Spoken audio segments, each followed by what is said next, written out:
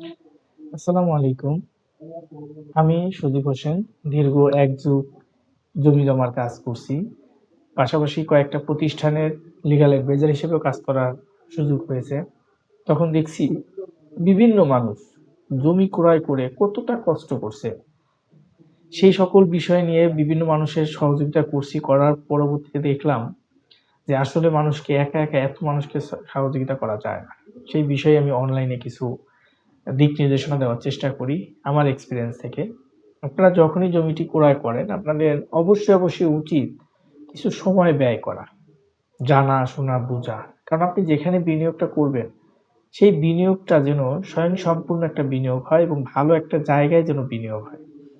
সেই বিষয়গুলো যদি গুরুত্ব দেন, জায়গাটার বিষয়ে যদি গুরুত্ব দেন, পজিশনটা যদি ভালো হয়, লোকেশনটা খুব দেখতে সুন্দর হয়, ভবিষ্যতে এখানে জমির দাম বাড়ার সম্ভাবনা থাকে, সেইখানে আপনি বিনিয়োগটা করেন। এভাবে যদি আপনি বিনিয়োগ করতে পারেন সেক্ষেত্রে আপনি আশা করছি ভালো একটা রিটার্ন পাবেন। কারণ সম্পদশালী যদি মধ্যবিত্তরা সম্পদশালী হতে হয় অবশ্যই জমিতে বিনিয়োগ করতে হবে। ভাই আপনি ২% পারেন, ১% পারেন, ৫% পারেন, ১০% পারেন, ৫০% পারেন। কিনতে থাকেন। প্রতি বছর একটা টার্গেট রাখেন যে একটা দলিল হলেও আমার হবে। এরপর একটা টার্গেট রাখেন ১% হোক আর ২০% হোক। একটা দলিল আমার হতেই হবে প্রতি বছরে সর্বনিম্ন।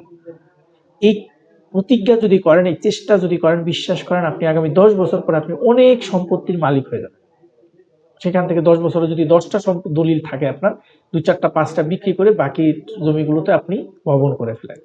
তখন আগামী ১০ বছর পরে আপনি কিন্তু একটা মানে সম্পদশালী হয়ে যাবেন এবং আপনি গর্বিত একজন বাড়িওয়ালা হয়ে যাবেন।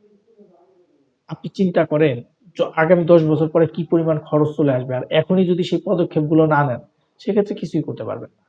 তাই আশা করি এমন সুন্দর ভিডিও পাবেন আমার সাথেই যদি থাকেন এবং আমার চ্যানেলটি সাবস্ক্রাইব করুন, আমার ফলো দিয়ে রাখুন। ধন্যবাদ।